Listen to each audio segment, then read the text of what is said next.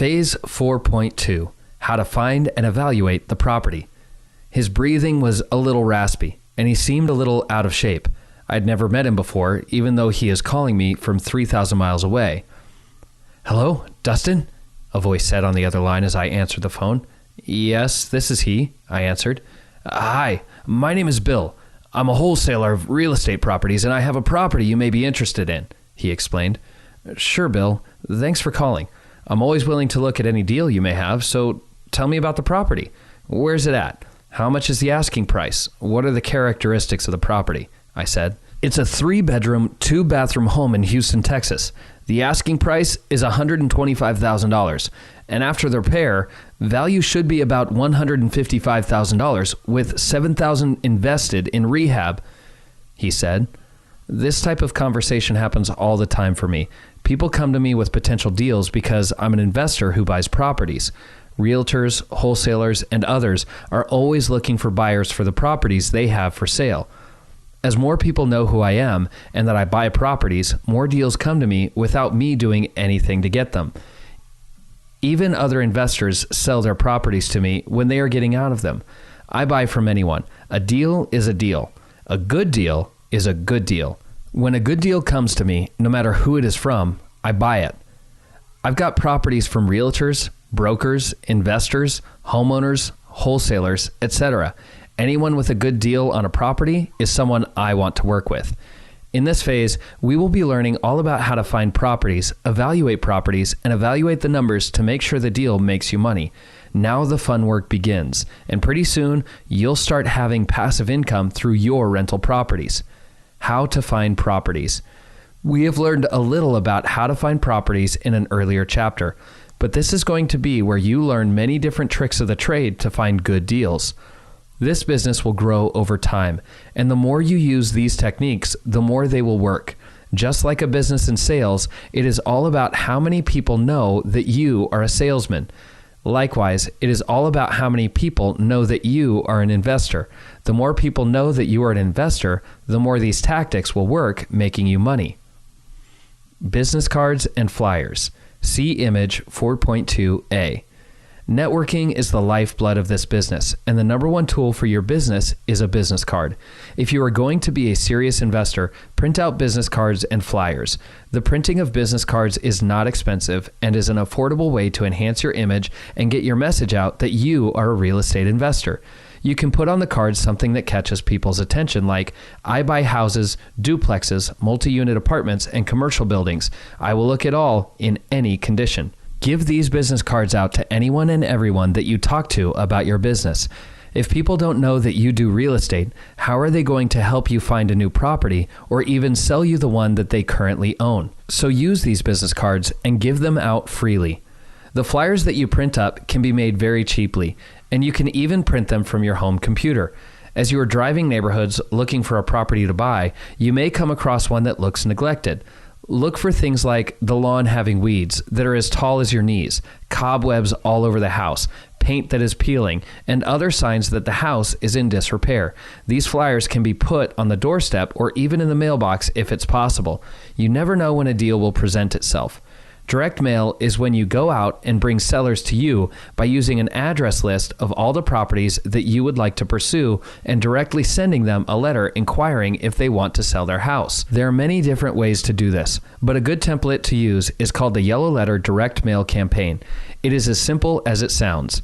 You get a yellow notepad and handwrite a letter to the owners of the property asking them if they are willing to sell their property. Classified ads. Even though newspapers are starting to be out of date, a lot of people still read them and go to them for classified ads. Some of the best leads on properties can come from for sale by owner ads. These ads can show the motivation of the seller and give you a little insight into why they are selling and give you the opportunity to help them with their problem they're having on their home. Maybe they're moving out of town because of their job, or they need to sell because they bought a new house. In any case, it gives you a place to start negotiating from. In the classified ads, you want to look for ads that say something of the following: handyman special, distress sale, divorce, must sell, owner transferred, must sell. Craigslist.com is another great place. This is the online version of the classified ad. Many people are using it today and will in the future. It is so simple to use and free. You can even use Craigslist to find a specific type of house, like a 3-bedroom, 2-bathroom home listed for $100,000. You will see homes that are for sale by owner and ones that are listed by a real estate agent. Never overlook an opportunity that you find by running the numbers. Over time, you will begin to have the ability to look at a property online and in 2 minutes determine if it is worth your time to move forward with evaluating the property further. Zillow.com. As we talked about earlier, Zillow is a good website to find properties that are listed or are possibly for sale by owner. It also gives you the ability to see their estimated value of the property and their estimated rent amount.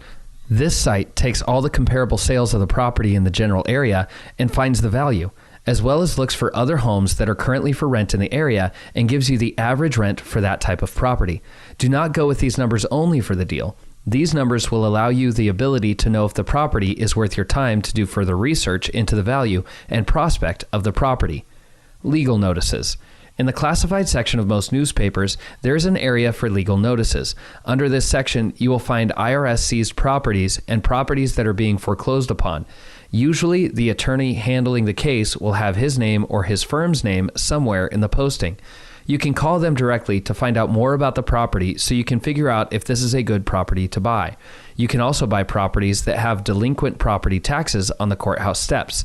Different counties have different rules about buying these tax delinquent properties, and there are many books written on this type of buying of property. Buying property from the courthouse steps is not easy and does have many hurdles and pitfalls that you must know how to navigate. A big one is that you must provide the full purchase price within 24 hours of the closing auction. Another huge issue is that more than likely you are not able to see the property before you buy it. So you are gambling on the deal because you don't always know the numbers and will not know how much money it's going to take to get the property ready for rent. Drive-bys. This is where you get in your car and drive the neighborhoods that you are interested in pursuing. You want to look for distressed properties and any others that catch your eye. Write down the addresses for the properties for future research. You can also leave the flyers that you created or your business card on the door for the owner to see. Keep your eyes open while you're driving anywhere. You may see a property that you want to pursue on your way to dinner with your spouse. Keep a running list of all the property addresses for your research. In most counties all over the nation, the county assessor or tax collector has the ownership information for all the properties in the county. When you go to the assessor or tax collector, look up the owner either on the tax rolls or by the assessor parcel number of the property.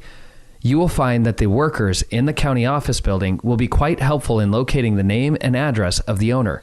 Sometimes the owner doesn't live on the property, so there is a mailing address that you need to get, not just the physical address of the property. Then you can write or call the owner to ask if he is interested in selling. This is not the best way to find a good property as a deal, but it is a tool to have in your tool belt to find properties. So as you are driving, keep a list of all the addresses that you are interested in pursuing.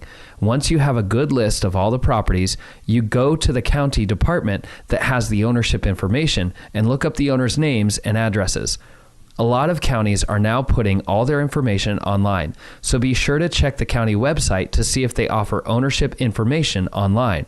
You can even give the county office a call before you do anything and ask them the process of finding out ownership information. Real estate agents. Real estate agents are on the front lines of the real estate market and can find you good deals. There are a few things to keep in mind when you're looking for a real estate agent. The biggest thing is to find an agent who is familiar with investing in rental properties and not just looking for a house for a homeowner to live in.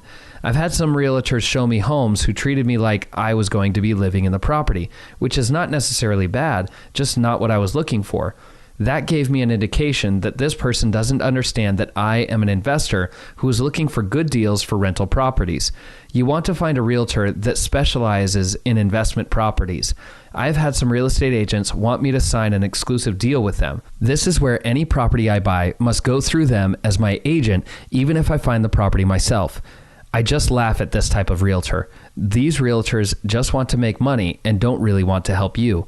So if I find a property on my own, I am required by my contract to buy through this realtor because she has an exclusive right to all my transactions in real estate. These exclusive contracts are ridiculous and only benefit the realtor. I will never sign an exclusive deal with anyone because that limits what I can do on my own or with other realtors. What I do is create a team of realtors that find properties, and whoever brings me the property gets the deal. The other realtors don't necessarily work together, but they are all working for me, finding me properties. They are working while I am doing whatever I want. I do believe that if someone brings you the deal, they should be the ones to close on it and not somebody else.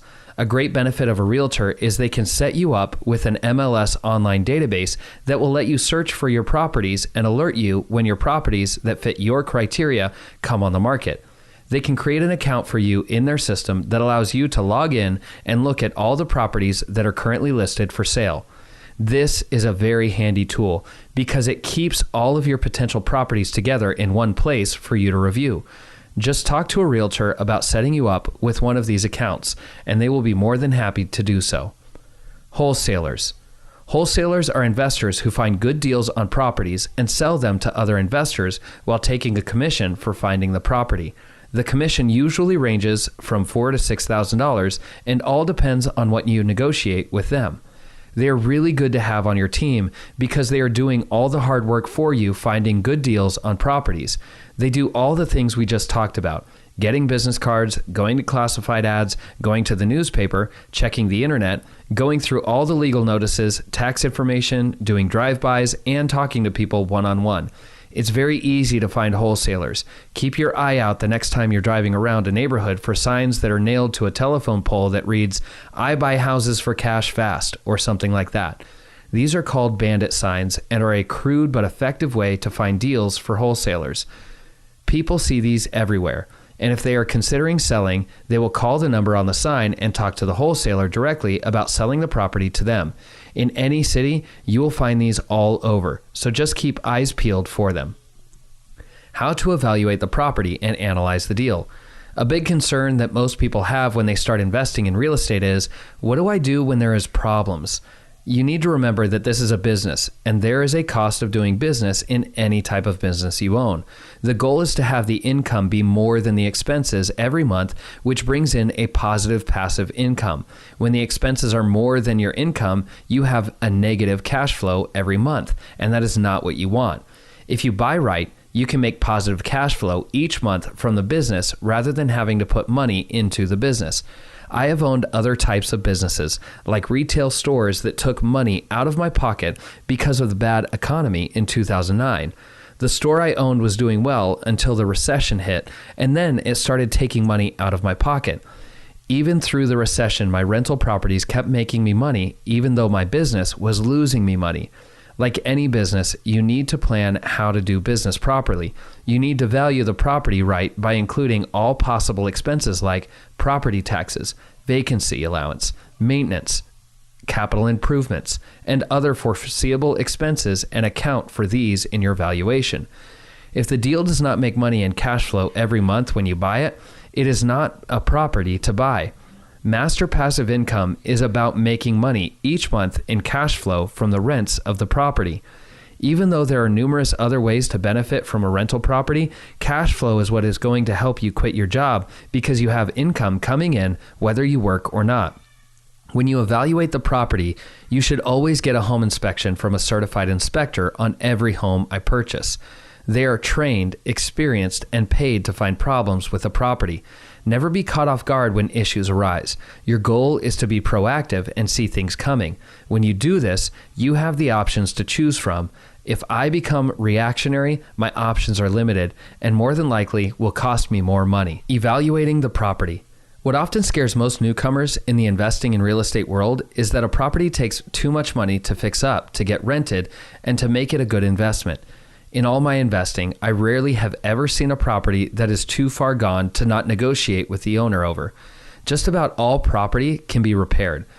It only matters how much it costs to do so. These properties can still be good investments because if the property is in really bad shape, the owner may be motivated to sell much lower than the market value of a similar property that is in good condition. Depending on the price you negotiate with the seller, these bad properties can be a great deal for you. If you find a home is worth $150,000 in great condition and it is only worth $80,000 because of its dilapidated condition, it may possibly still be a good deal for you because of the value you can bring. By fixing up, rehabbing, and repairing the property, you can make it worth the $150,000 that it should be worth. This is possible because when you put an offer in to the seller, you need to itemize out all the repairs needed for the property so the seller can see that the home is not worth market value, but much less because of all the repairs. If there are $60,000 in repairs needed for the property, that may be very daunting for the seller to try to do himself, but you, as an investor, put that in your numbers. The property that you found that can be worth $150,000 but needs $60,000 in repairs would require an offer of $50,000 to the seller because of all the work needed to repair the property. When you present the offer, walk the owner through each repair needed and the costs involved that add up to your $60,000 in repairs. Show the owner that the property will need a lot of work in order to be livable and or sellable. Remember that a house is a product. And a product is only worth what other people are willing to buy it for. If the owner does not want to sell it for $50,000, then it's not a good deal, and it's time for you to walk away. Never get emotionally attached to any deal, because you may make bad decisions and buy a house that loses you money. There are many homes out there for you to invest in. What to look for when evaluating a property. Structural damage. If the foundation is bad or the property is leaning in one direction, you need to get a few contractors to look at the property and give you an estimate of the repair costs. Always get multiple quotes when you are doing repairs on a property. You will have to look at your numbers and see if you can make the deal still work with the repair costs by adjusting your offer price. In the interior, you may have some foundation issues if you have floors that are dramatically pitched toward any specific direction. The foundation may be cracked or sinking, and you also need to have a contractor come and give you an estimate of the repair costs. Don't let this scare you, but you can use it to negotiate an even better price for the property because of all the work. Remember, you are getting paid for the value you bring, not for the hours you work. You need to evaluate each circumstance individually and make your decision based on the rehab money that you have allocated to the project. Termite damage. Depending on which part of the country you live in, termites can be more problematic in some areas rather than others, and it is wise to get a termite inspection when you buy a house. If there is termite damage, don't let that scare you, because it can take up to 10 or 15 years before termites can do irreparable damage. Like with structural damage, make sure you get a contractor to assess the damages and give you an estimate of the repairs needed to make the property whole again. Also, get an estimate of the cost to eradicate the termites so nothing happens again. Like all expenses, make sure you put this number in your offer price so you don't overpay for a property. Roof damage. Always examine the roof. You should also get a roofer to look at it for you. You have them give you a roof certification. These certifications are inspections done by the roofer and guarantee the roof not to leak within 2 years of the inspection. If it looks like the roof will need replacing in the near future, put that into your offer as well. Set enough money aside for the repairs from your home improvement loan and let it accumulate interest until the roof starts leaking and you need to repair it. If the first roofer will not certify the roof and tells you that it needs to be replaced, get 2 or 3 other roofers to inspect and certify the roof. If they all say that the roof needs to be replaced, then have them each give you an estimate for re-roofing the property, and go with the one you feel the strongest about. I do not always go with the lowest price estimate, but also take into consideration the person doing the work. Major plumbing. While evaluating a property, turn on all the faucets, flush all of the toilets, and make sure all the drains run freely. It is common for older buildings to have galvanized or cast iron plumbing, which can be a problem. After years of use, these pipes can collect sediment, which builds up and causes a loss of water pressure and stops up drains. If you run across any issues with pressure or the draining of water, get a plumber to give you an estimate of the repairs needed. Electrical. When you go through a house, hopefully the electricity is currently on and you can test electrical throughout the house. Go through every room of the house and turn on the lights. Check sockets, test the oven. Check out the breaker box and make sure that the electrical is working properly. If you find any issues, get an electrician to assess the damages and give you an estimate for the repairs. Like all other repairs, reflect these in your offer price. In one area that I visited, the county code states that if a property has not had electricity on for 1 year, then an electrical inspection must be done by the county inspectors. The code states that the inspection must be done before the electricity can be turned on. This is not usually an issue, but the properties in the area are mostly older homes that have outdated electrical throughout the entire home. As soon as a government inspector comes into your property, they can shut you down quickly and easily if they decide that your property is not up to code. On a few different houses, the inspection came up that the entire electrical throughout the house needed to be brought up to code before the electricity could be turned on. This was a $2,000 cost that I put in the offer as a repair needed to be done.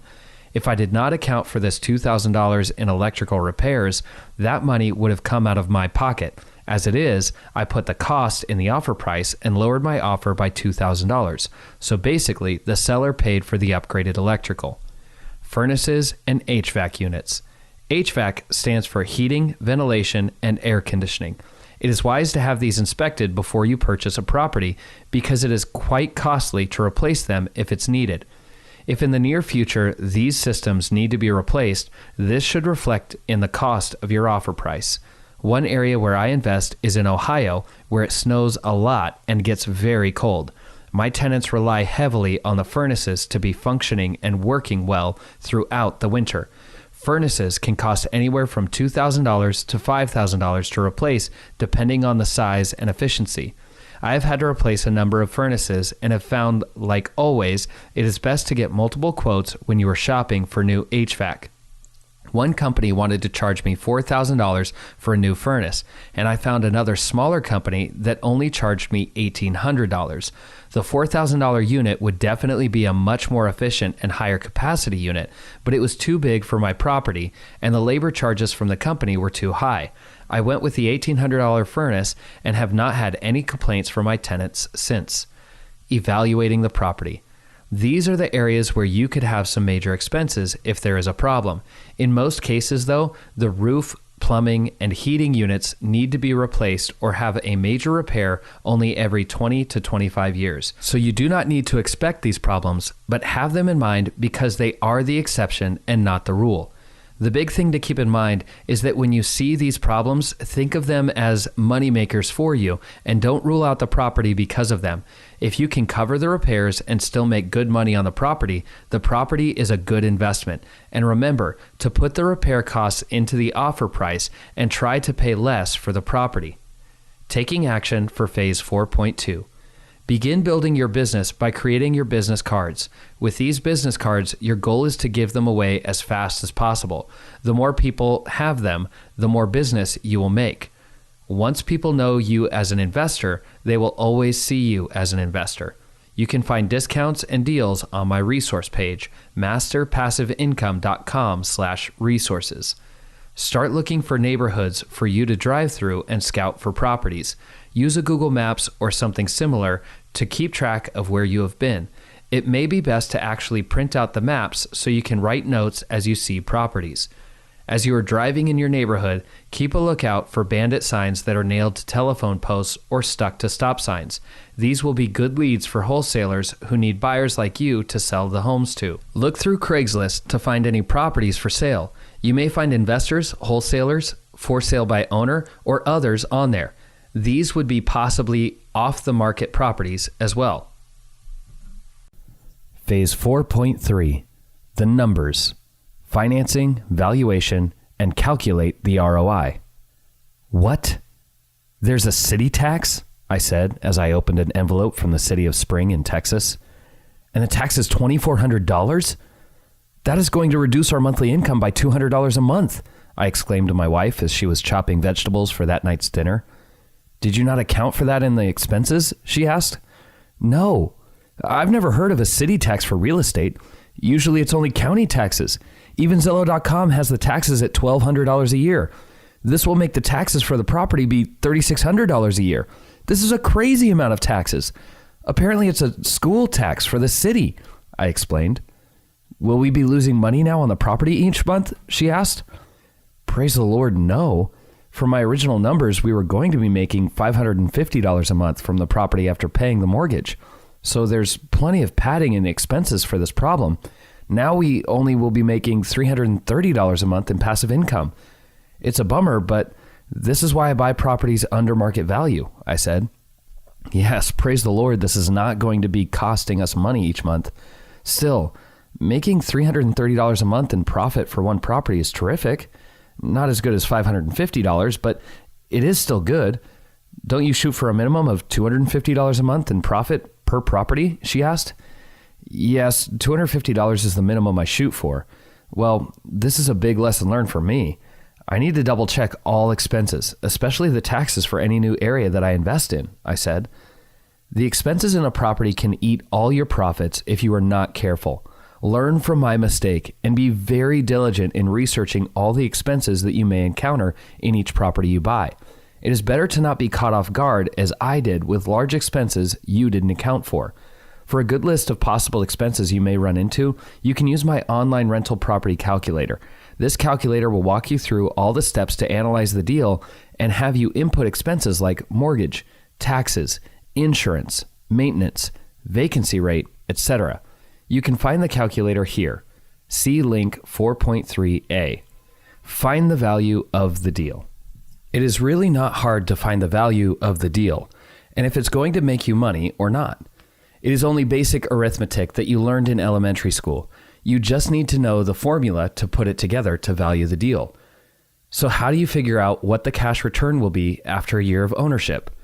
You should calculate your return before you ever make a purchase or even make an offer. This is the only way to make an intelligent decision as to whether or not the return on your money is worth buying the property. The best way to evaluate the return to see if the property is worth buying is by analyzing the cash-on-cash return for the property. Basically, if you invest X amount of dollars and can't return at least 30% in the first year, then you should not make the deal.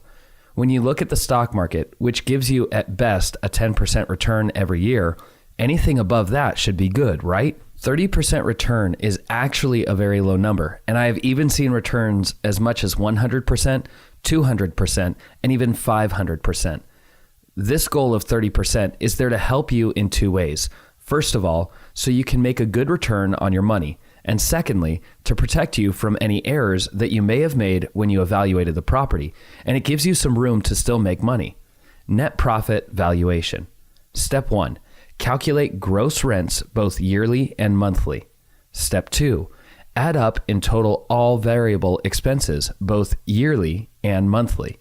Step 3. Add up in total yearly mortgage payments. Step 4. Deduct variable expenses and mortgage payments from your gross rents. Step 5. Take your net figure and divide it by your down payment. This will give you a percentage figure that will give you a rate of return on your invested cash. Examples: $500 divided by $2,000 equals 25%. $4,000 divided by $2,000 equals 200%.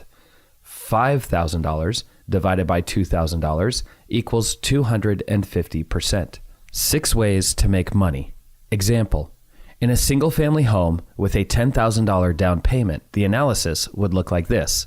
See chart 4.3a.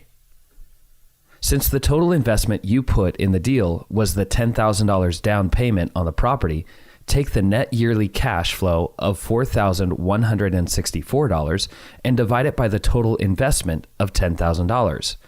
$4,164 divided by $10,000 equals 0.4164, which equals 42% return on your money in the first year. Imagine if you only put down $5,000 on the property. Your return would be 83% in the first year. Try to get that in the stock market. Equity capture. Remember that you make your money when you buy the property, and you realize your money when you sell it. This is what equity capture is all about. You do not want to buy a property for market rate because you do not make any money to buy the property. See chart 4.3b. To calculate the return on your investment, ROI, on the equity capture, you divide the equity capture amount by the total investment to get your return. $25,000 divided by $10,000 equals 250% ROI. Appreciation valuation. If you know your market, you will be able to estimate how much specific improvements will increase the value of your property. Appreciation on your property turns into cash profit when you sell or refinance the property. Revised appraised value of the property, $155,000.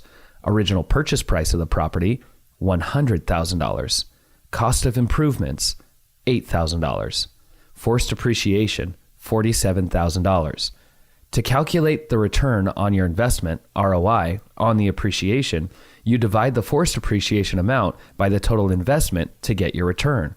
$47,000 divided by $10,000 equals 470% ROI. Equity buildup. As rents pay down the mortgage balance, the equity increase is considered profit. The equity is only on paper until you sell or refinance the property. Purchase price, $100,000. Down payment, less $10,000. Initial loan amount, $90,000. Amount applied to principal, minus $800. New principal balance, $89,200. See chart 4.3C. To calculate the equity buildup ROI, divide the amount of equity by the initial investment of $10,000 for the down payment.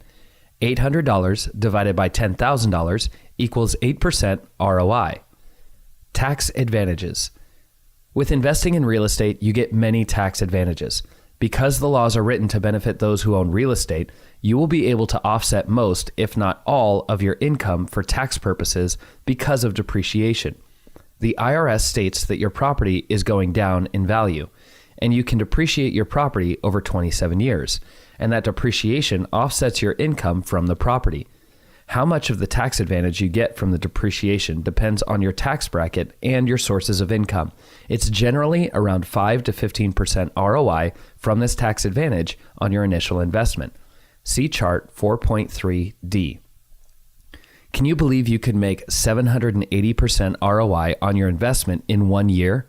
Try to get that in the stock market, bonds, treasury bills, or any other investment. Hopefully you can see that you can make tremendous amounts of money in rental properties, and all it takes is the knowledge to do so and the drive to put it into action. These numbers can get a little confusing, but I encourage you to look this section over again on how rental properties can make you money 6 different ways. Also, check out my investment property calculator in the resources section on my website. See link 4.3b. How to finance your properties. One of the major questions most people ask is, how do you finance your properties? There are many different ways to finance your deals, and yes, there are ways to buy rentals with no money down. Even though you see many late-night infomercials with some guru telling you that anyone can buy real estate with no money down, it is very hard to do. I have found that it actually does take money to make money. The first principle of the rich is all about paying yourself first. This means to take 10% of your income each month and save it for future investments. When you have saved enough money for a down payment on a rental property, you can then buy a rental and then start over again. The beauty part is the more properties you get, the easier it is to buy more because of the increased income from the rents received each month. Getting rich in real estate does not happen overnight and does take some intentional hard work. You are a real estate investor, and it's your job to find creative tactics to finance your deals. You can use one type of financing or combine multiple together to get the deal done. As we are going through these different types of financing, try not to get overwhelmed because there is a lot to learn. You do not have to learn all of them at the same time, but it is good to know of what types are possible for you. Each deal that you find for a property has unique circumstances that may require you to get creative by using one or two of these financing tactics. You should focus on a couple of these tactics I outlined below and try to learn as much as you can about each one. Try to keep your mind open, though, to the other tactics for financing your properties so that when you hit a roadblock on a financing deal, you can do more research on how to use the other tactics to finance the deal. The list below is not an exhaustive list, but is sufficient enough to get you started down the path of creative financing. All cash. The king of all financing tactics is the all cash deal. Remember that cash is king, and in real estate, it truly is. If there are 2 offers for a seller to consider, and one is all cash and the other is using conventional financing, the seller will usually go with the all cash deal. This is because cash is quick, clean, and there are no banks to deal with that could get in the way of closing the sale of property. The all-cash deal is very attractive to sellers because it's the easiest form of financing tactics available. Honestly, this is a great way to buy properties if you have the money, but it is not the best way for a return on your investment, ROI. Using leverage and putting as little money out of your pocket down to buy the property brings you the highest return. One deal we looked at in the last chapter shows that with only $10,000 down, you can get a 780% return on your investment in just the first year. Now, if you had paid for the property all cash, your return would have only been 78% because you put $100,000 down to buy the property instead of only $10,000. The less you put down for the property, the higher your return rate will be. Conventional mortgage. Using a mortgage on a property means to get a loan from a bank who pays the purchase price minus the down payment you put towards the property. So if you buy a home for $100,000 and put $10,000 down, the loan you have is $90,000 that you will make payments on every single month until the balance is paid off. The bank does this because they get interest on the money they lend you. Most conventional mortgages for an investment property require a minimum of 20% down payment, and some can even ask for 25% to 30% depending on the lender you are working with. Conventional mortgages usually have the lowest interest rates of all types of financing available. There are many term lengths to choose from: 10 years, 15 years, 20 years, and even 30 years. The longer the term in length, the more money you pay in total interest, but the lower your payments will be. See the chart to understand how you pay most of your interest up front in the first half of the term of the loan. In the beginning, only 15% or so of your monthly payment goes toward the principal and 85% goes towards the interest. Over time, the payment percentages change and eventually meet in the middle. At the end of the loan, you are basically paying the principal balance of the note. Needless to say, the banker makes his money at the beginning of the note and wants you to refinance again to start the payment schedule all over again. FHA loans. FHA loans are loans from the Federal Housing Administration, which is a department of the United States government who insures mortgages for banks. The banks basically get insurance on the money they lent you to purchase your home. An FHA loan is strictly for owner-occupied properties and not meant for investment properties. The benefit of these types of loans is the loan down payment, which is usually 3.5% of the purchase price. Considering a conventional mortgage is a minimum of 20%, you are able to pay a much lower down payment and get into a house. This is attractive because it means you will have a higher rate of return because you put less money down on the property. Even though the FHA loan is for owner-occupied only, there are ways to use this for your benefit of investment properties. Say you buy one property to live in with an FHA loan. You can then refinance the loan after 1 or 2 years to get out of the FHA loan. After that, you can then buy a second home with a new FHA loan and rent out the first. You can also use this FHA loan to buy a duplex, triplex, or fourplex if you plan on living in one of the units and renting out the others. There are negatives to this type of loan though.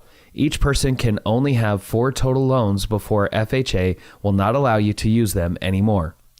That means after you have 4 homes with a mortgage on them, you will not be able to purchase another home with an FHA loan.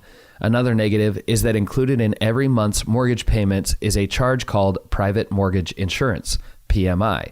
This is the payment you pay for the bank's insurance on the money they lent you.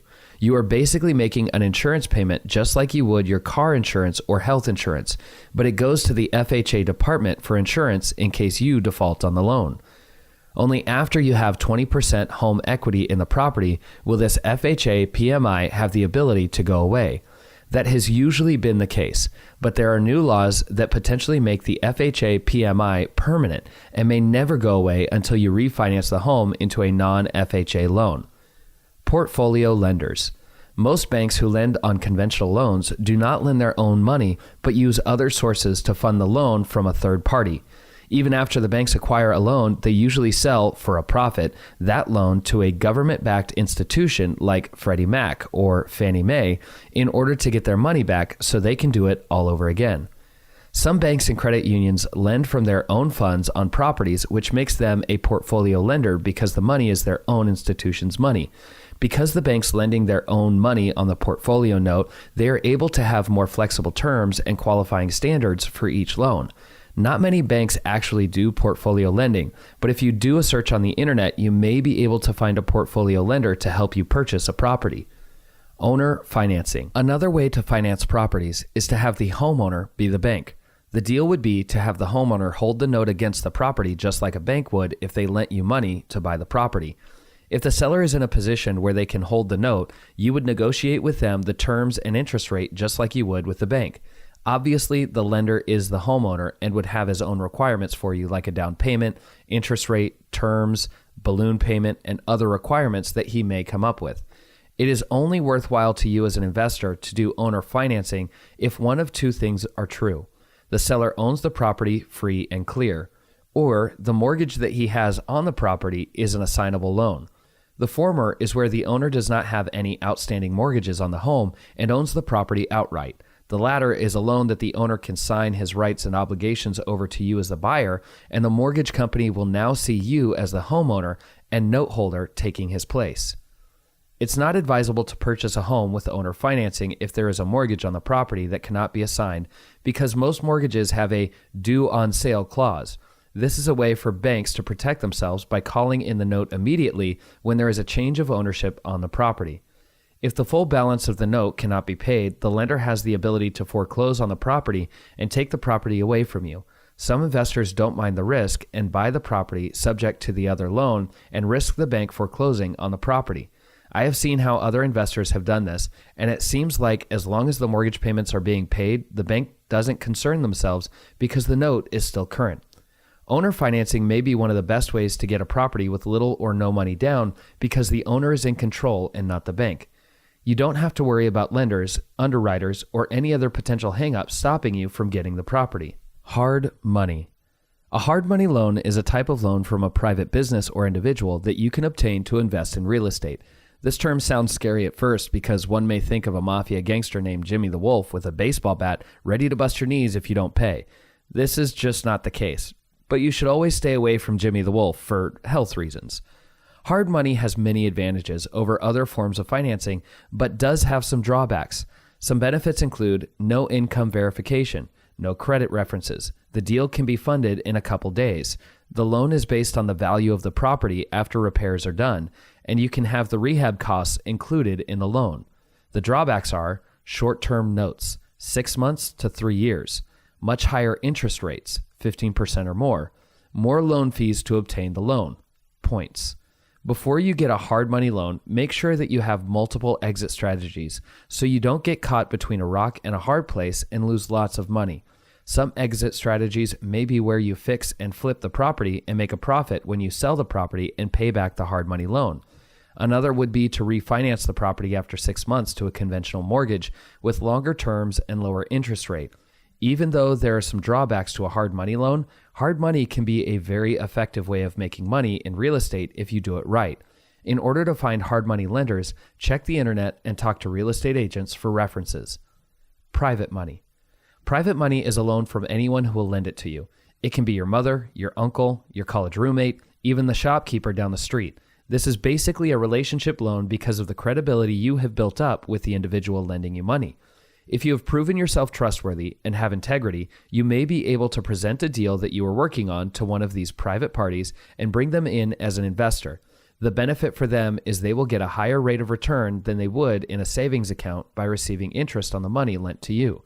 The interest rate and terms are up to you to negotiate with them, and they basically become the bank for you. A private lender is solely there to lend you money with interest and usually does not take equity in the deal nor cash flow from the property. That means that you own the property outright and all cash flow is yours minus the note payment you pay the private investor. The goal is to take the money from the private investor, much like you would a hard money lender, buy a property, and then refinance out the money you borrow from the lender.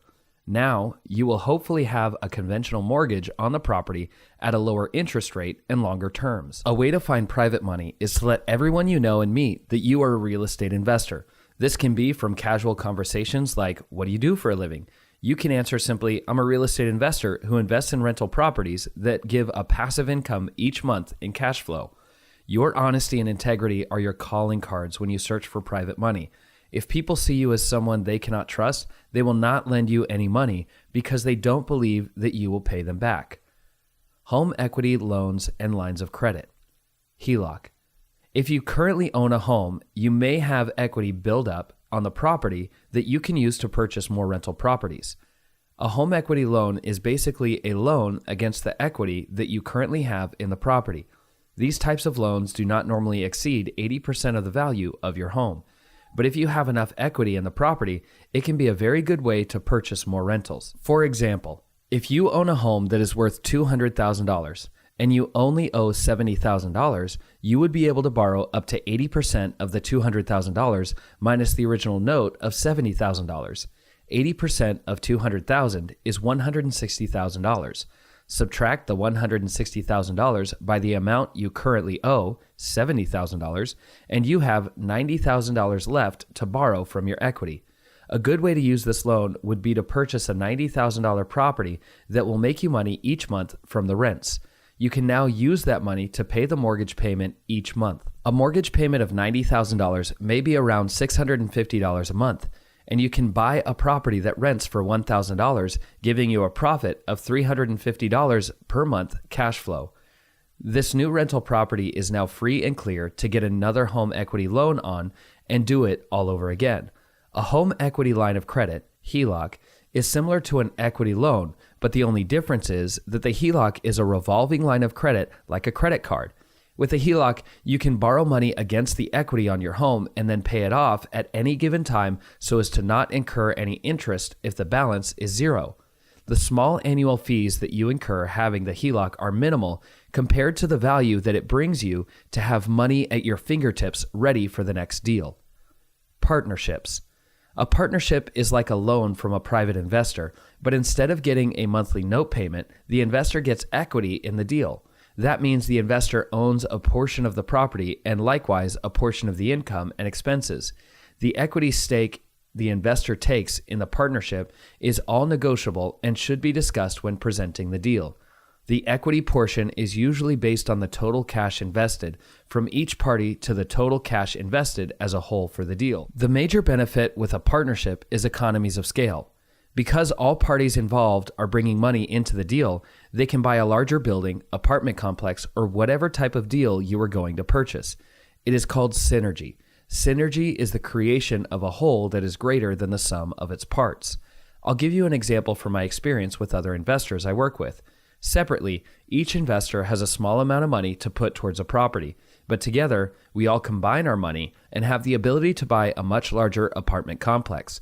If each of three investors brings $50,000 into the deal, then we have a total of $150,000 for the purchase. On a commercial loan for an apartment complex, the minimum down payment is 20%, so the ability to buy a property works like this. See chart 4.3e. For an individual, $50,000 is 20% of $250,000 and can possibly buy you a duplex or a triplex. With a partnership, $150,000 is 20% of $750,000 and can buy a small apartment complex with 15 or more units depending on the area. The rent-to-price ratio has increased, as well as the price per door has gone down. With a duplex, you pay $125,000 per door, but with a partnership, the per door cost is $42,000. As you can see, the purchasing power of a partnership will allow you to buy a much larger property with more monthly rent. There is much more to learn about partnerships and investing in multifamily properties, but this might just whet your appetite to learn more about it. The goal of any investor in rental properties should be to progress into apartment complexes because that is where the money truly is. There are many things to learn from single-family homes before you should attempt to move into multifamily apartments. Start with single-family homes first and progress in properties as your skills progress. Putting all the financing together. As you can see, there are many different ways to finance properties, and this list is just a few of them. Again, your role as a real estate investor is to find creative ways to purchase rental properties and work hard to not use your own money if at all possible. Each deal is totally different depending on the circumstances of the seller, It is difficult to say which method is the best.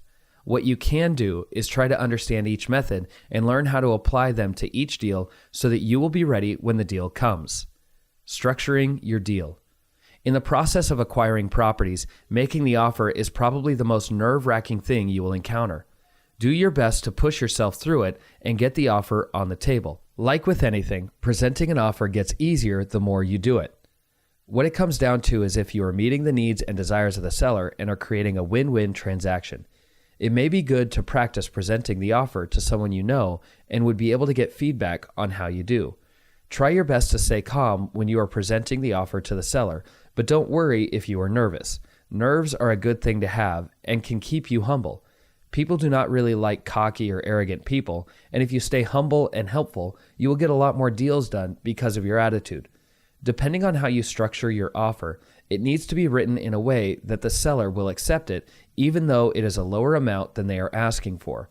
The price you are going to offer is based on the numbers you calculate from the income and expenses of the property. Let's look at the property on 321 Main Street for this example with a $100,000 asking price. See chart 4.3F. For the income on this property, check with one of the PMs you have been working with to get an estimate of what the property would rent for.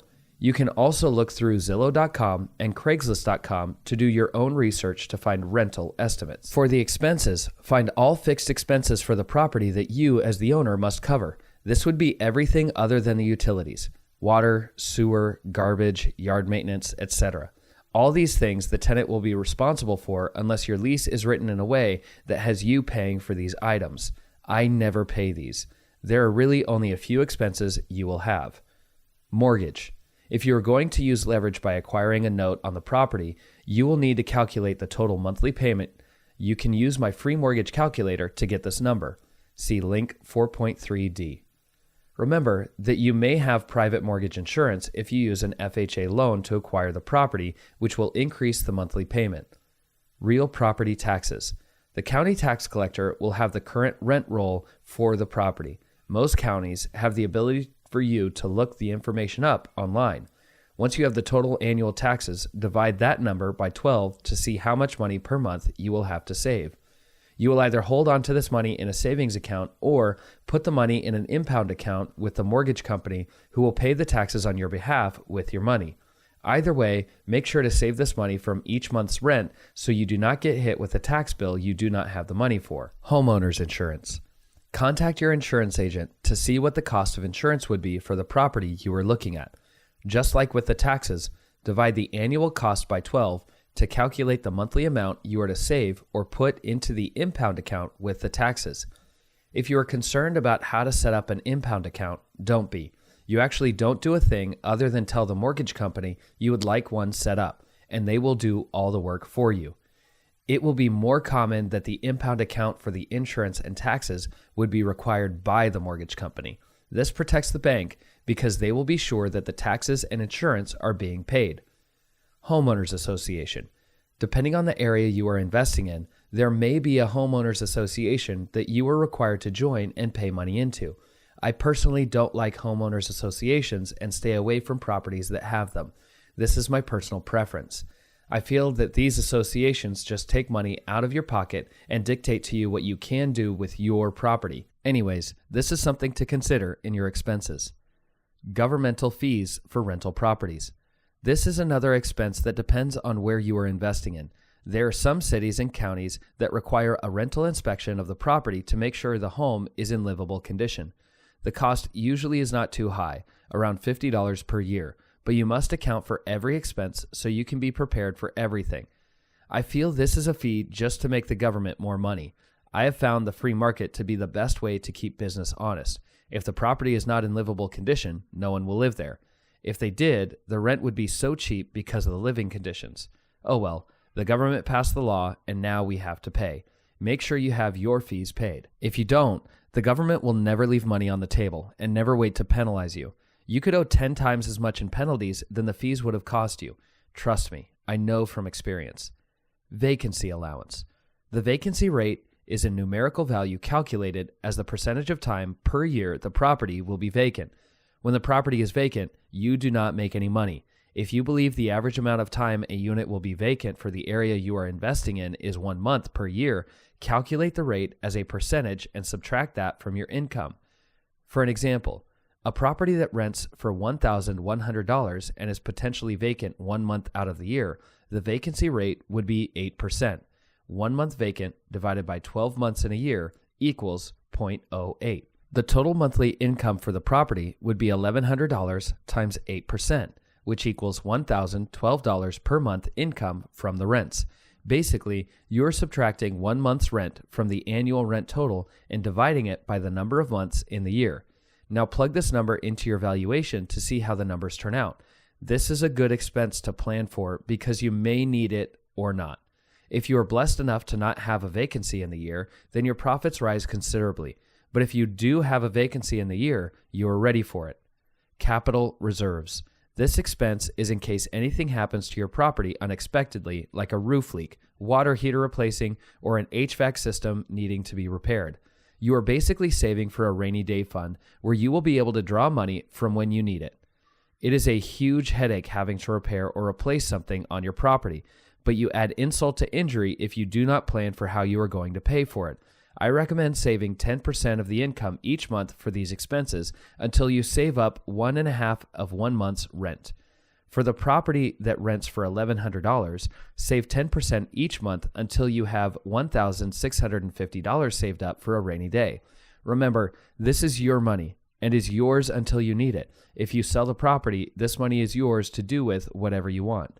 Now take all this information you have collected about the income and expenses and use my investment property calculator to see if the property will make you money each month or not. I did all the hard work, so you do not have to. Just put in the numbers you have and the calculator will do the valuation for you. See link 4.3e. You can play with the numbers you put in so you can find the price you actually may want to offer. For starters, use the asking price to see what type of cash flow you will get from the property. Then you can adjust the number down until you get the total dollar amount per month that you are looking for. I recommend to all my real estate investing students to try and make over $250 per property if I am to invest.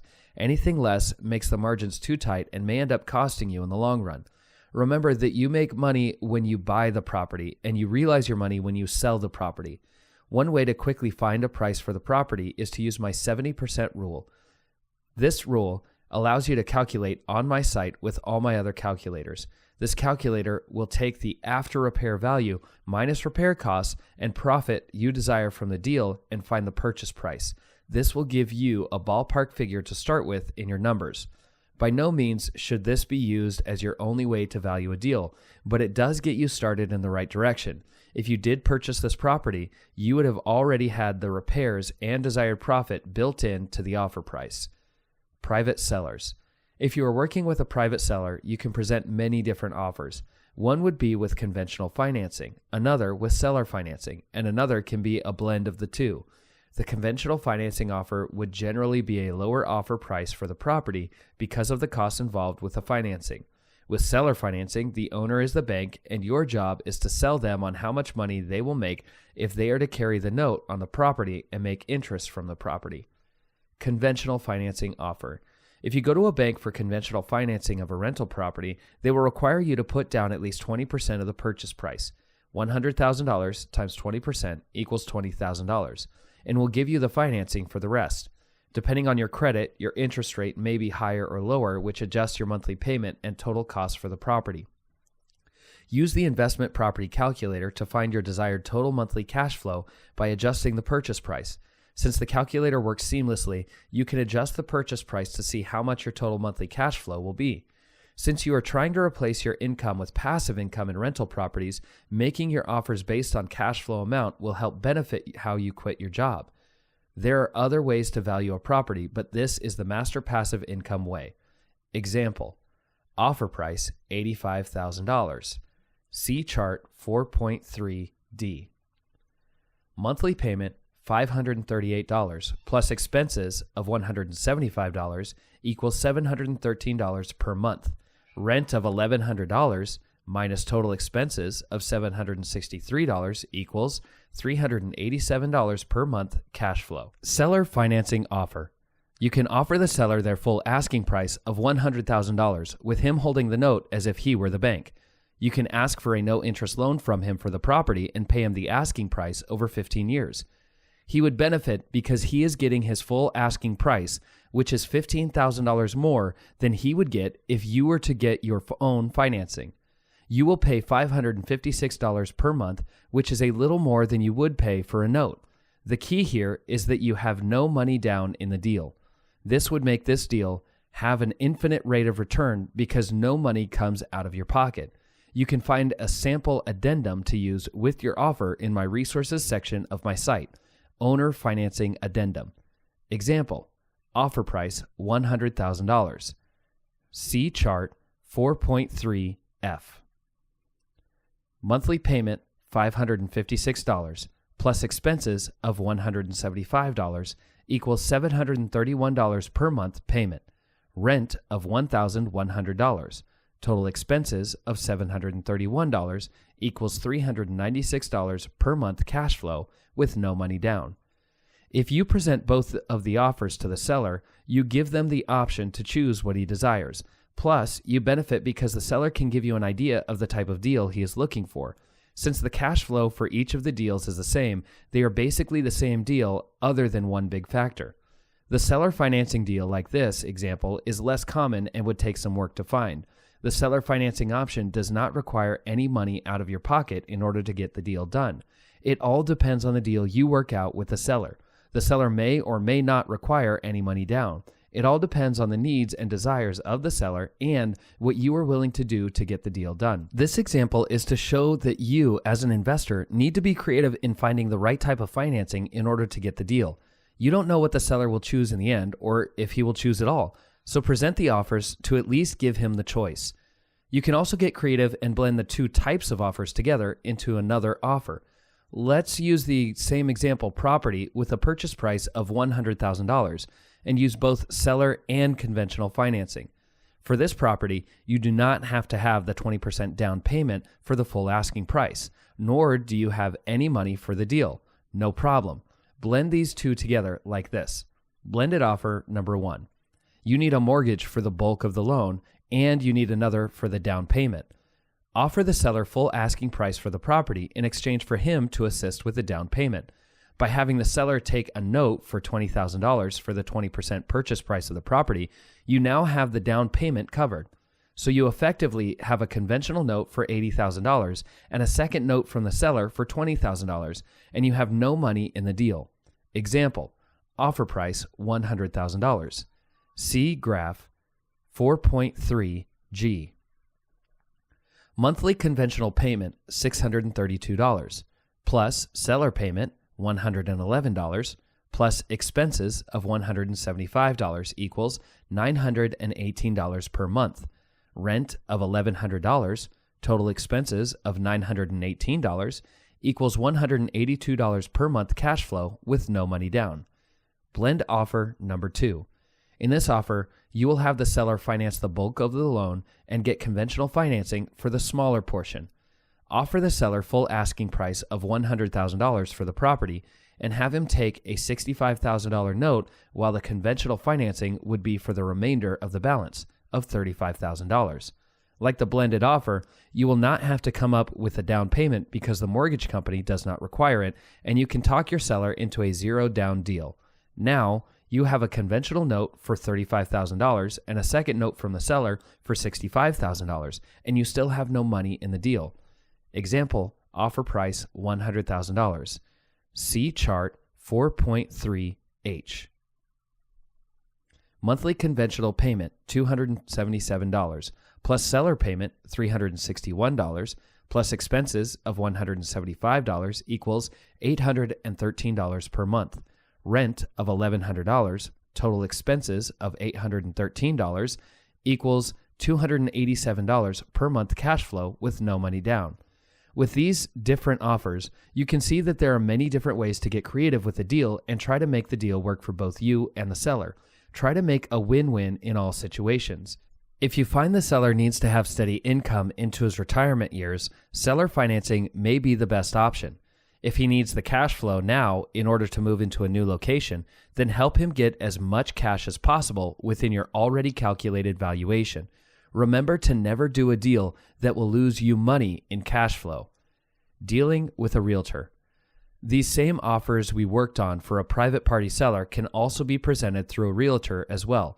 Think of a realtor as a middleman who brings the offer to the seller. A downside of working with a realtor in these types of deals is that the realtor wants quick sales with as little work as possible. If the realtors understand your deal, big if, then they may not want to take the time to present it to the seller because it is too much work. Legally, the realtor is supposed to present all offers, but sometimes they do not. Another downside is you may have to teach the realtor how these deals work as well. Most realtors are not just salesmen who sell a product. That product is a home, not a house, but a home. Most are not investors and just want to match up a buyer with a product they will buy and live in. They will tell you about the beautiful window coverings, nice lawn, etc. These are all useless to you as an investor. You know you are not going to live here, and you are not buying the home for these reasons. You are buying the house for the cash flow of the property. It is very easy to get your realtor's license, and anyone is able to get one. Since you may be working with one of these types of realtors, you may have some convincing to do on your part for her to present the offer and present it well. It can be that you do your absolute best to create an offer that would work perfectly for the seller, but the realtor pitches it in such a horrible way that it left the seller feeling confused and possibly even mad. Be ready to put in extra work with a realtor. Buying from a bank. When you are buying from a bank, it is usually best to present as straightforward an offer as you can put together. If you have all cash, great. Cut the asking price by a third and offer that. Banks are in the business of lending money, not renting properties. The longer money sits in a property that no one is making a mortgage payment on, the more money they lose. That $150,000 property they foreclosed on is now a liability because of maintenance, taxes, security, etc. They want to get these off their books fast.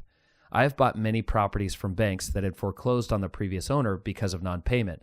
It is best to view banks as a business, not a homeowner. Don't be concerned that you are hurting the bank's feelings by offering as little as half the asking price. I purchased a property for 1/3 the asking price because the bank accepted the offer without a counteroffer. After 6 months from the offer date, the bank got back to me asking if the offer was still on the table. It was, so I bought the property, and it has already paid me back in 2.5 years from the rents. Writing the contract. Now that you have some understanding of what types of offers you can give, check my resources page for sample contracts for you to use on your own deals. See link 4.3F. The contract for purchase is a quick and easy one for you to use on your first deal. If you are presenting multiple types of offers like we just talked about, fill out a new contract for each offer you are presenting. This all may seem daunting to you when you do it the first time. Don't let that fear stop you from moving forward and putting in an offer on a property that will bring you passive income every month. Once you have one under your belt, it will get easier and easier. Tell yourself that you are a super investor and this is a walk in the park for you. Don't give up. Push on through. Taking action for phase 4.3. Continue searching for more properties on Zillow.com and Craigslist.com. Make it a habit to be looking for properties every day. You need to learn your market in order to know what a good deal looks like. As you are going through properties, continue to add to your list of properties in your potential deal Excel worksheet. As you find properties that may be good deals, run the income expenses through my online rental property investment calculator. You can find it here, link 4.4i. Look through my resources page on my site. Here, you will find contracts, downloads, and other resources for you to start your business. Phase 5, Completion and Closeout. Phase 5.1, your 7-week step-by-step process to acquire your first rental property. In this last phase, you are going to go through the process of finding your first rental property step by step. Just think, in 7 weeks, you may have your first rental property and have passive income to replace your income and quit your job. Each week, you're going to have action items to complete. If you follow these steps properly, you will acquire your first rental property. For the next 7 weeks, you must commit to being an investor in rental properties and commit to following each of the action items. As I've said earlier in this book, this is going to take time, and it doesn't happen overnight. This is not a get-rich-quick scheme, but it is a way to build lasting wealth for you and your family. Be patient and diligent in doing all action items and do your best. As you're looking for properties and building your business, you are also getting valuable experience that will help you get better at this business. They say that knowledge is power, but I believe applied knowledge is truly power. Take what you've learned through this book and apply them to your next 7 weeks so you too can replace your earned income from your job with passive income from rental properties. If you buy 1 property this year, 2 properties next year, 3 the following year, 4 the year after that, and in your 5th year, you buy 5 properties, you will have 15 properties and have about $4,000 in passive income. What if you kept buying more each year and continued to grow your rental business? Where could you be after 10 years, 15 years, or even 30 years? It is very likely that you could have over 100 rental properties and have a net worth of over $10 million. I don't want you to get discouraged throughout this process because it does take patience. At times, it might feel like it's going really slow, or it's hard to find a property. If you stick with it, it will change your financial future forever and be financially independent. If there are periods of time when you have little to do on your rental business, use that time to focus on learning new ways to find properties and acquire them. Remember that your job as a real estate investor is to find deals, figure out ways to make the deals work, and get creative with financing the properties. There are many deals to be made out there, and it's up to you to jump on them and make them work for you. Let's get started. Week 1, area research. This week, your job is to further learn your market around you. You've already researched properties online, and now it's time to get out there and look at them physically.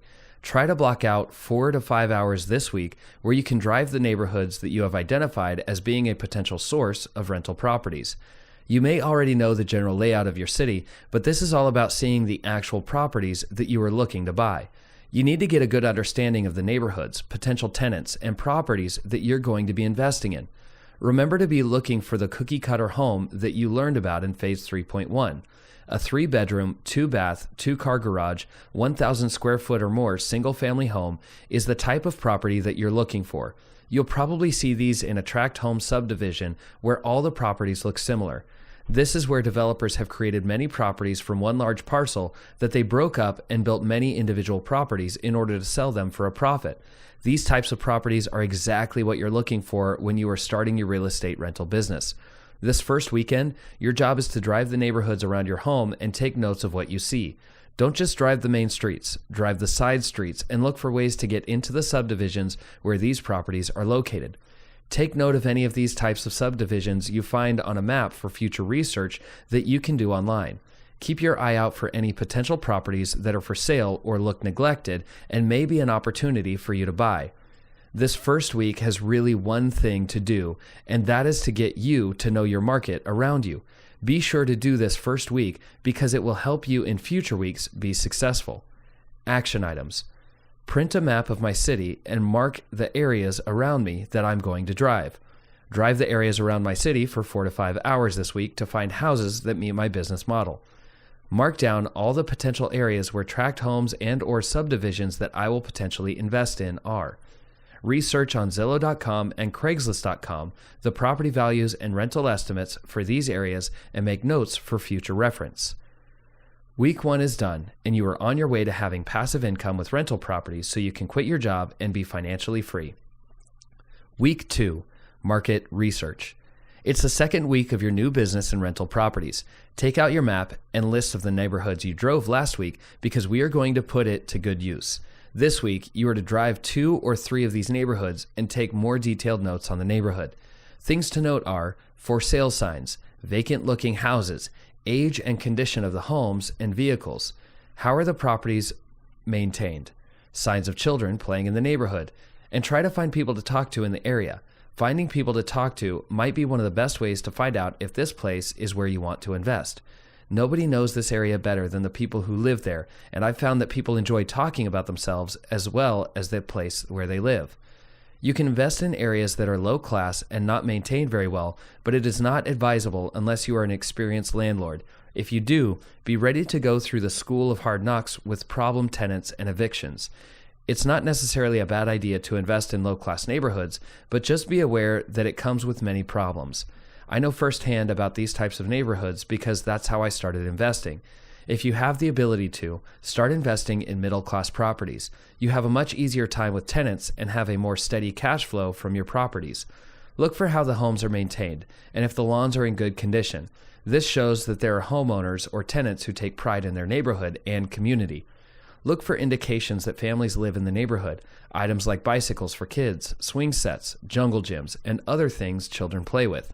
In middle-class neighborhoods, there should only be a few vacant homes in the area, and this shows that the neighborhood is a desirable place for people to live in. Look at how the people in the neighborhood live and if they take pride in the things they own or not. If there are rusted cars in the driveways, overgrown vegetation, homes that are in disrepair, then this neighborhood may be more of a rough area to invest in. If the vehicles are taken care of, lawns are manicured, and it feels like an enjoyable place to live, this area may be the area that you are looking for. Neighborhoods like this are easier to rent, and you get better tenants. You may even have neighbors around your property that will inform you if there are any issues with your tenants. When you're beginning investing in rental properties, you want to find the worst property in the best neighborhood. These properties will give you many benefits with owning them. If the neighborhood is desirable, you will have higher appreciation. Rent amount may be higher. Force the appreciation by the work you put into it, fixing it up, and get better tenants because the value of the property is higher. Be on the lookout for these types of properties and make note of them. Whenever you find a property that is a bad home in a good area, write it down so you can keep track of it because it may come up for sale in the future. Be on the lookout for people who you can talk to that live in the area. You may get a little nervous the first time you get out of your car to talk to somebody, but the more you do it, the easier it will be. Just approach them with a smile and say that you're interested in buying a home in the area and want to know about what they thought of the neighborhood, schools, the neighbors, and even the crime in the area. Questions to ask someone who is in the neighborhood. If they live in the neighborhood. What they like best about the area. What they like least about the area. If there are any problems you should know about. If there are any homes for sale that may be good deals. Ask about the neighbors and the people around them. See if the majority of people own their homes or are rentals. If they know anything about a property that you spotted down the street. Remember that people love to talk about themselves, so just keep them talking about everything revolving around them. Ask questions, be polite, and thank them for their time and insight when you're done talking with them. Be sure to ask if they know of any properties that are for sale or have owners that are thinking about selling. Let them know that you are an investor and want to help people with quality places to live. You never know what they may tell you. You may even learn about someone who needs to sell their home quickly, and you may be just the person to help. If someone has gone through a divorce, lost their job, had other financial issues, and moving out of the area for whatever reason, you may be able to help them in the situation that they are in. They may need to sell the property quickly for cash or move out of the area, and you are there to take care of their need. If you focus on the needs of the people, you will be able to find better deals because you are finding ways to create a win-win situation and not take advantage of people. Your goal should be to create a win-win situation for you and the seller in every deal you do. If you become known as an investor who cares about the people you buy from, people will be fine to work with you because of your reputation. Be honest and have integrity, and in all the dealings that you do with people. Action items. Ride through 3 to 4 neighborhoods that you will potentially invest in. Speak to at least 3 people in each of the neighborhoods you are going to invest in. Ask each person if they know of any properties that are for sale in the area. Try to find at least one property that's for sale in the area and the owner's information. Search through Zillow.com and Craigslist.com for other potential properties. Contact the realtor that you have made a connection with to create an automated MLS notification for you when properties come on the market in that area with your specific criteria. Week 3. Build your team. To start this week, you need to get out your list of property managers that you have already contacted and pick 2 of the managers you would like to work with. You are going to spend some time with these property managers, getting to know them and the neighborhoods they would be managing. Block out at least 2 hours with each property manager and take them in the same areas but separately. You want to pick the brain of each of these managers to see what they know and what they don't know. This is basically an interview you are doing with them to see if they are the person you want to spend your time and money with creating your business. Have them talk about the neighborhoods you are driving, how their properties are in that area, how much they rent for, the type of tenants in the area, and any general information. Your goal is to get to know them and the area, as well as specific properties. Take them to properties that you noted that are potential deals for you and ask them the estimated repair costs, rental rates, and other thoughts about the property. Since you are going with 2 different property managers at different times, be sure to ask similar questions to each. This is so you can compare what they are saying about the property and the neighborhood. Also, get bids from them on how much a property would take to repair and get rented if you bought the property as is. If the difference between the 2 bids from each property manager is drastically different, take a third property manager along with you through the same areas, asking the same questions and having them give you a bid for the repairs for the properties. You'll be able to compare all 3 and choose wisely of which property manager you are going to start your business with. Ask the PM about the rental rates for a 1-bedroom, 2-bedroom, and 3-bedroom home in the area and make note of the rates they quote you. You will use these rates for your evaluation in the future. When you are asking the property managers for the rental rates for a particular property, make sure you specify that it should be for the after repair value, not as is with current condition. This will give you more accurate information when you run your numbers to make sure you know how much to offer for the property. While you are interviewing the property managers for potential management of your properties, refer back to the section on what to look for in a property manager and the types of questions you should be asking them. A quick recap of the things to look for in a property manager is trustworthiness, accountability, communication, quality of work, references, and commission percentage. As explained in this property manager section, make sure you find someone that fits all these qualities. I have walked away from entire areas of investing because I could not find a property manager with these qualities. Remember that when you hire a property manager, you are basically hiring an employee, and it's up to you to hire the right employee for your business. Now that you are more familiar with the area and a few particular property managers, you are armed with more information to help you be successful with investing in this area. Look through the classified ads, websites, MLS, and for sale by owner listings for other potential properties in the area. Make a particular note of potential properties that you are interested in because we will begin to analyze them in week 4. Action items. Get to know the rental rates for the properties in the area by looking up current properties for rent on the internet.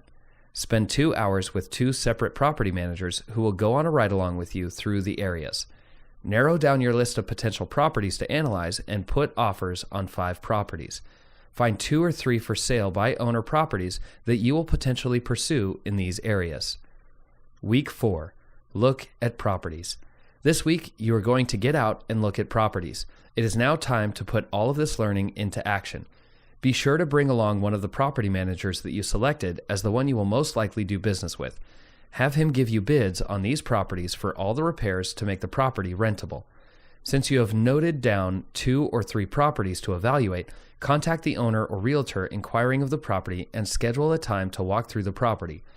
If you have a full-time job, make it on the weekend, which sellers will be fine to do. This will allow you to schedule the 3 properties close together to maximize your time with a property manager and not use up your entire day. Each inspection should take about an hour, and I suggest you use the property inspection checklist in the resources section of my website. Be thorough with your inspection and take accurate notes of the condition of the property. You want to do your best to not have any surprises once you acquire the property, so take your time and do it right the first time. Have the property manager give you their thoughts of the condition of the major appliances, roof, foundation, and roofing of the property.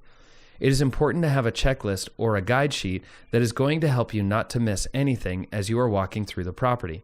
You want to be looking for items that are in good, average, or poor condition. More than likely, the items that are in good condition will not need to be repaired or replaced anytime in the near future. The items that are in average condition may need some repairs in the next 2 to 3 years. You can plan for these repairs in the future with a repairs and maintenance budget that you put into your numbers to be taken out of rent each month. The items that are in poor condition will probably need to be replaced in short order, and it will be wise to get the cost of repairing it and have that reflected in your offer price. If you don't know what the cost would be to replace an item, don't be shy to get a vendor or general contractor to inspect the item and give you a bid to put into your numbers. With all these numbers, they are just estimates that you are going to use, and I suggest that you overestimate the cost rather than underestimate it. If you think an HVAC system is going to cost $2,500 to $5,000, put $5,000 in your numbers as you are coming up with your offer price. It would be better to be surprised by having more money in your pocket because you overestimated than have a surprise that takes money out of your pocket because you didn't estimate properly. You may want to get a bid on replacing the roof of a property by calling a roofer and giving him the dimensions of the home to get a ballpark dollar amount for the repairs. Even though he will not give you an accurate bid, you want to know the maximum amount of cost will be. Remember to always be on the high end when you're looking at these costs. For all the little items like doorknobs, window trim, door casings, window screens, and any other minor repairs, use your best judgment to estimate a rough cost. Even if you do not account for half of those items properly, you will not break the bank. These are not big ticket items that can cost you thousands like a roof or foundation problem. Just do your best to account for as much as you can. As you grow in experience, you will be able to get more accurate with these estimates. Action items. Review the property inspection sheet on my website. Walk through 3 to 4 properties with the property managers to get bids from them for repairs to the property for your analysis of the deal. Fill out a property inspection sheet for each property you walk through for your notes and reference. Get rough estimates on the cost of any major repairs such as HVAC, roof, flooring, etc. Week 5. Analyze the numbers. This week, you need to refresh yourself on a couple of things in Phase 4.2. Find the value of the deal and making an offer on the property. This is very important because you are going to now be presenting multiple offers on the properties you have evaluated, and you need to know how to do it. You will use the information from these sections to create your offer and not lose money on the property. Don't worry about the asking price of the property because no matter what the seller is asking, the deal is only right for you when the numbers work in your favor. I once made an offer on a property that was a third the asking price and figured that I can work my way up from there and meet in the middle. After I submitted the offer, I did not hear back from the bank to foreclose on the property for 6 months. After 6 months, I received a call from a realtor asking me if my offer was still on the table and that the bank would accept it as is. After I looked at the numbers again and made sure everything was the same, I said yes and proceeded to buy the house for 1/3 the asking price. As always, you make your money when you buy the property, and this is the point where you need to be extra diligent to make sure you buy the property at the right price. I personally do not get attached to any particular property and overpay because I run the numbers and stick to them. If you stick to the numbers and evaluate the property correctly, you won't lose money. Now, you can't let it discourage you about the asking price and the appraisal value of the property because you do not buy properties at their appraised value. This is not a home you are going to live in. It is a place you will rent to a tenant. When someone is buying a home to live in, they buy based on the market value of the property, which is not what you are going to do. Don't listen to the appraiser, real estate agent, banker, seller, etc., because they are not investors. You are an investor, and you only buy properties that are good investments. I always offer less than my maximum purchase price, so I have the ability to negotiate a counteroffer and work my way up. You should always know what the maximum purchase price should be for a deal and always stop there. Never fall in love with a property and overpay. There are plenty of properties out there for you to make more offers on. Now, there are times when I do present my full maximum offer to start with because of outside circumstances. If it is a seller's market and there are many offers coming in, I present the best offer because I do not want to lose the property by trying to lowball them. If a property is on the market for over 30 days, then you should have the ability to negotiate the price of the property down. The goal of your investing is to make cash every month from the rent less all the expenses. Use my rental property cash flow calculator on my website to help you find the value of the deal and the cash flow every month you will receive. When you complete your valuation of the property and know what you're going to offer, the next step is to present the offer to the seller. I personally use a real estate agent to write and present all my offers. If you want to present an offer yourself, check out the forms and contracts section on my website for sample contracts and forms for you to use as a template for your deals that you present. Now that you are ready to present your offers on the properties that you have evaluated, put all fears aside and present your offers to the sellers. What's the worst that could happen? They say no, right? The best thing that could happen is if they say yes to your offer and you have a great property at a great price. Don't be afraid to present the offers or have your realtor do so. Everyone feels nervous or anxious about presenting their first offer, but the more offers you present, the easier it will become. Action items. Review Phase 4.3, find the value of the deal. Review Phase 4.3, making an offer on a property. Use the rental property cash flow calculator and find the value of each property you evaluated. Present offers on at least 3 properties. Week 6, negotiating and countering. This week, you have 2 things to do. 1, review all your counter offers you receive. And 2, find more properties to put offers on. Reviewing offers you receive should be fairly quick and easy since all the hard work has been done already. If the seller has countered with a lower asking price, then put that number in your numbers and see if the deal works for you. If it does, great, jump on the property. If it does not, then make a counter offer and raise your offer price by 1% to 3% of the original offer, if your numbers still work at that price. This may become somewhat of a dance where you and the seller go back and forth with counter offers. I have had some offers take 4 to 5 counter offers before we settled on a price. Just like in week 4, your job is to go out and look for more properties to put offers on. Follow the steps in week 4 to find other properties to evaluate. Don't worry so much about finding a new area for properties at this point, because the current area you are working in probably has enough inventory to last you a few months of offers. This is a numbers game. The more offers you make, the better your chances are of getting one accepted. It may be that it takes 10 offers before you buy one, but if you buy it right, that one property will be worth all the work you put in to acquire it. Do not get impatient at this point. Most of the work has already been done and you are so close to the end. Finding your first property is just the start of a long career in investing in rental properties, and you need to be persistent if you want to win this game. Action items. Review Phase 4.2, find the value of the deal, and structuring the deal again to memorize how the valuation works. Use the rental property cash flow calculator and find the value of each property you evaluated. Present offers on at least 3 more properties. Week 7, review and repeat. You may see a pattern now start to emerge this week. You are going to go out and evaluate more properties that are for sale. It can be either a for sale by owner property or one that is on the MLS and is listed by a realtor. Remember that the more offers you put in, the more chances you get to purchase your first property. If you don't put in an offer, the seller has nothing to consider and you miss out on a property.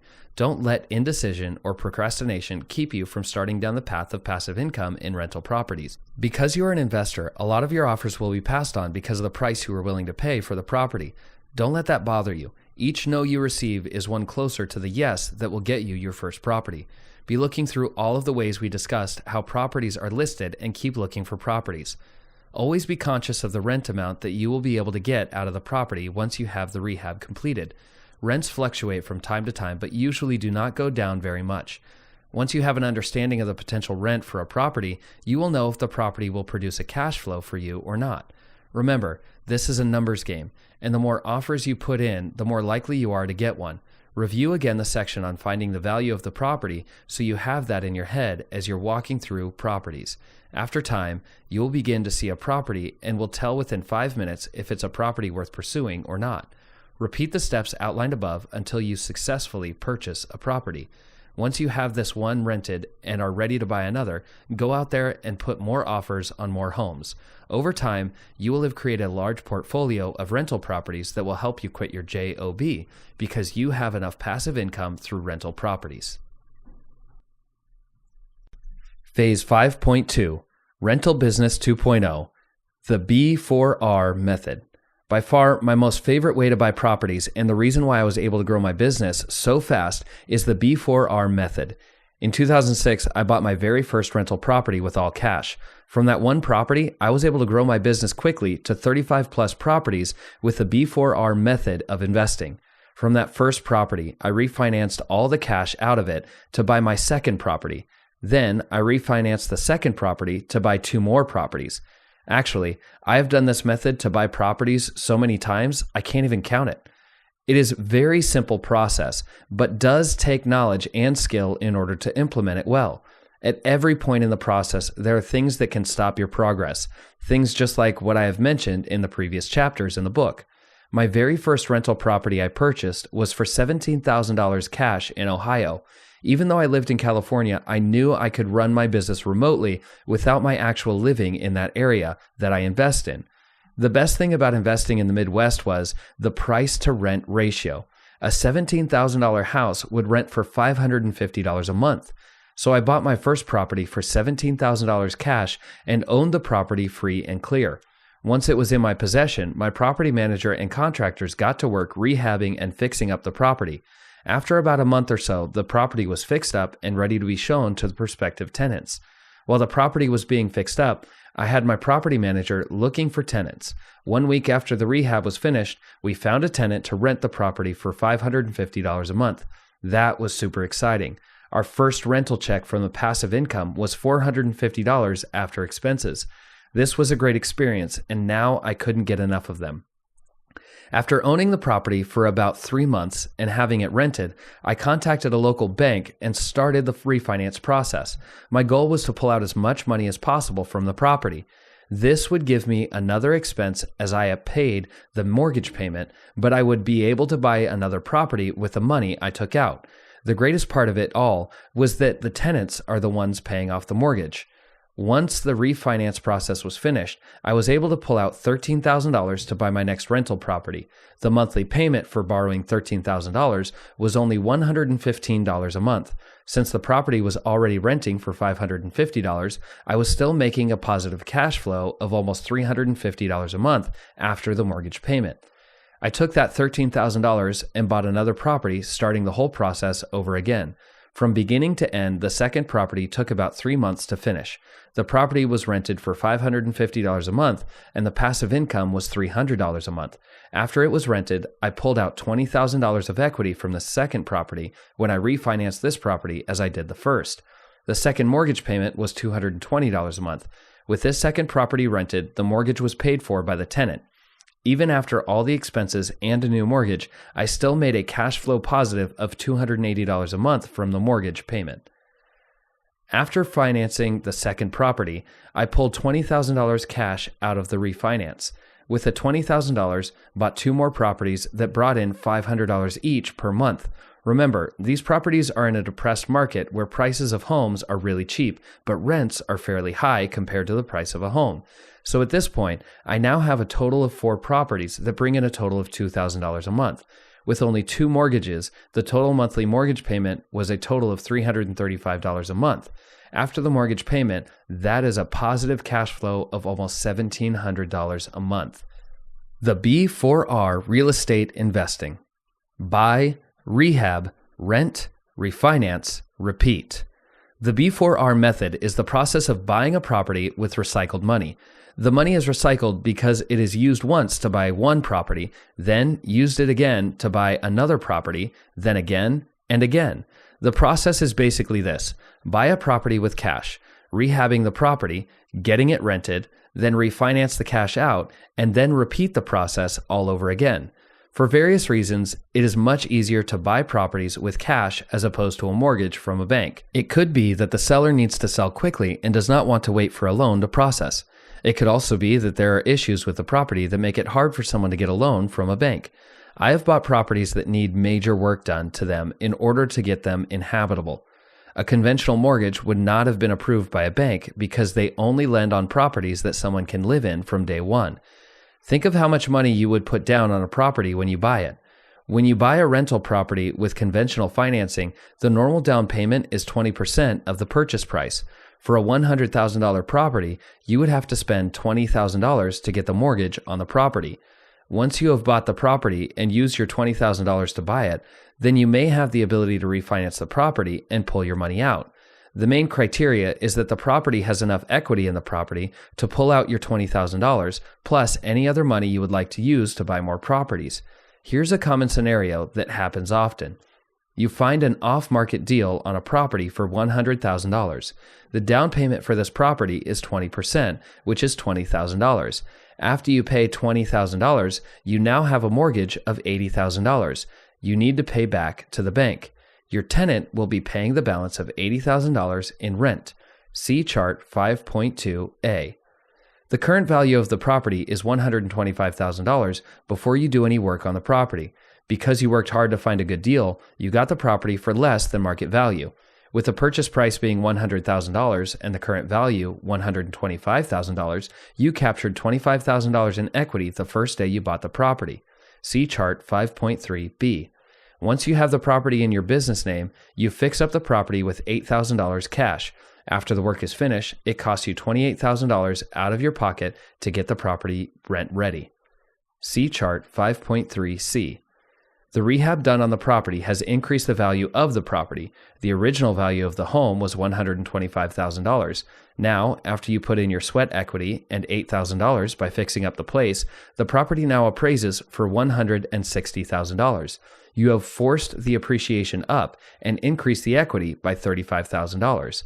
See chart 5.3D.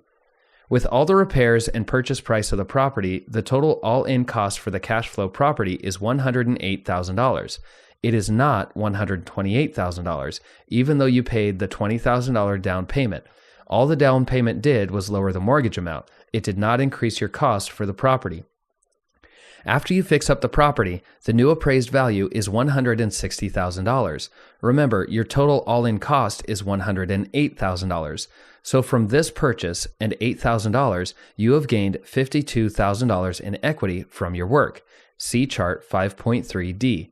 Most cash-out refinance offers from banks are 80% of the loan to value. This is an after-repair value, not the purchase price of the home. With the after-repair value of the home being appraised at $160,000, you can pull out as much as 80% of that value. That would be $128,000 that you could refinance of the value. With that extra equity, you can go through a cash-out refinance and pull out 80% of the equity from the new after-repair value of the home. 80% of $160,000 is $128,000. This will be used to pay off the original loan amount of $80,000, and the rest will be in the form of cash in your pocket. See chart 5.3D. Even though you can pull out $128,000, you still need to pay off the original mortgage as well. So when you bought the property, you paid 20% of $100,000 in down payment. That means you now owe $80,000 in mortgage because you put down $20,000. See chart 5.3E. After this refinance process, you now have $48,000 in your pocket to do with whatever you want. One more thing. This $48,000 is tax-free because this is a loan and not a sale. The IRS does not charge you tax because you cannot tax a loan. The benefits of the B4R method. 1. You get an income-producing property that makes you passive income every month. 2. You take out $48,000 cash out of the property. 3. The cash out is tax-free. 4. Your tenant is paying off the loan. 5. You can then buy another income-producing property. 6. You can do it again and again and again. As you can see, you can potentially have none of your own money in the deal and put an extra $20,000 in your pocket to buy another property. Remember that this first property is still making you cash flow every single month. Imagine if you repeated this process until you get 10 properties. From your one down payment of $20,000, you were able to build the business to 10 properties. This is what I did many times over. Now, after you have 10 properties in your own name, which is the max amount of mortgages you can have in one person's name, you do the same thing in your spouse's name. To continue to build your business, start the process all over again by acquiring properties in your spouse's name or a business partner's name. This will allow you to increase your passive income dramatically over a very short period of time. As I have stated, I have done this B4R method so many times I cannot even count. The very first time I did this process was with my first rental property. From that $17,000, I have built my business to over 35 properties and counting. The steps are simple, but there are things to watch out for. Step 1. Buy a rental property. It doesn't really matter how you acquire the property. If you pay cash, take out a hard money loan, or get a regular mortgage on the property, you can use this strategy. The main thing is that you need to own the property and have it in your name. Recently, I used a variation of the strategy on my primary residence where I live. After living there for 5 years, I have built up equity in the property from appreciation and also paying down the original note. After remodeling my kitchen, I refinanced the property because the value of the home was worth much more than what I owed. I was able to take out almost $50,000, of which I am using to purchase my new rental property in Houston. With the cash that I currently had and this new $50,000, I was able to purchase the Houston property for cash and got a significant discount. The property is worth about $220,000 that I paid $151,000 for because I paid in cash. No matter how you acquire the property, the first step is to actually have the property title in your name so you can start this process. Step 2. Rehab the property to get it rent ready. During the due diligence phase before I actually bought the property, I got all the inspections, quotes, plans, all ready for the rehab. The longer that my money is tied up in a property, the longer it takes me to buy another one. So I try to make this rehab process as quick as possible. In 3 days, I had all the costs for the rehab accounted for and the contractors ready to move once I closed and had the property in my name. There are many things you can do to the property to rehab it to make it rent ready. Rent ready means to have the property in as good of shape as possible so you can get the highest amount of rent for the property from the tenant. Try not to think of yourself as a homeowner, but as an investor. You want the most bang for your buck and the most money back from your property. Most homeowners would remodel their entire kitchen with top-notch appliances, granite countertops, hardwood floors, etc., but that is not what you should do. Your main goal is to be able to do all the repairs necessary to get the highest amount of rent possible. Once you have done that, you are ready to rent the property. Step 3. Rent the property and acquire a signed lease. Depending on the condition of the property and where the property is located, you may be able to start showing your property before you have even finished the rehab. For my Houston property, I need to replace the entire septic system, and that would take 3 to 4 weeks. Knowing that the ground is torn up and the yard will not look 100%, I'm still showing the property now because the property shows well enough, and I will let people know that a new septic system is in the process of being installed. Showing the property before it's ready to be rented is a way to cut down the time the property is not rented. There can be a negative effect, though, if the property is not in the best condition to show and the area where the property is has clientele who move very often. For example, the market in Youngstown has more transient type of clientele that move from house to house in a short time frame. So there's higher turnover of tenants, and tenants are not willing to wait for a property when they need to move immediately. You need to gauge both the property and the area to see if it is a good idea to list the property for rent before it's actually ready. Also, if you're employing a listing agent, listen to him and his opinion if it is wise to list it sooner or later. Step 4. Refinance the property and cash out 80% of the appraised value. Using leverage is the fastest way to grow your rental business because you are using other people's money.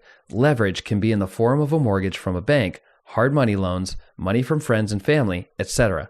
Once you have the property rented, you are now ready to close on your refinance of the property. You can start the refinance process before you actually have the property rented because there is time needed for the lender to put the package together. It usually takes about 30 to 45 days for the loan to process to be completed. I personally want my money tied up in a property for as little time as possible, so I start the refinance process as soon as I close on the property. Depending on the condition of the property, it can take 30 to 90 days to get rented. You want to make sure that you have the property rented before you close on the refinance because you can use that rent as income, which will help offset your debt-to-income ratio. The banker basically wants to make sure that you have enough income coming in that will cover this mortgage you are now getting, as well as any other outstanding debts. They're trying to make sure that all of their bases are covered and they will have the loan paid off plus interest. You can refinance the property for 75% to 80% of the appraised value. Usually, the loan will not exceed 100% of the purchase price plus your closing costs. The way this is done is an appraiser will appraise the value of your property and give the bank their appraised value. The bank then uses that number as the value for the property and will lend you 75 to 80% of the total value and will cash you out. Step 5. Repeat the process. This last step is as simple as doing it all over again. Not much more to explain than that. Be on the lookout for more properties, different banks, and new ways to acquire properties. When you do, employ the B4R method of investing to your business to grow it faster than you ever thought possible. Next steps to become successfully unemployed. You are now done with all the phases in this book and hopefully on your way to buy your first property. Thank you so much for taking part in my book, and I hope the best for you in your investing career. As you can possibly see, we have only just scratched the surface on how much more there is to learn. Even though you reached the end of this book, you are just at the beginning of the rest of your life with passive income in rental properties. Now that you have finished the Quit Your Job with Passive Income in Rental Properties book, you should have a good understanding of how to get out there and start your investing career in rental properties. This is only the beginning of an amazing journey ahead of you. There is much more to learn about rental properties and how to create passive income through real estate. And MasterPassiveIncome.com is here to help you be successful with rental properties. If you have questions, issues, roadblocks, or even need some advice, I am here to help you in any way that I can. Remember that all of this is just a mindset that anyone can develop, including you. Just like me, you have been trained all your life through government education about how to be an employee. It takes time to change how you look at yourself from simply being an employee to becoming an investor. Right now, you are an investor.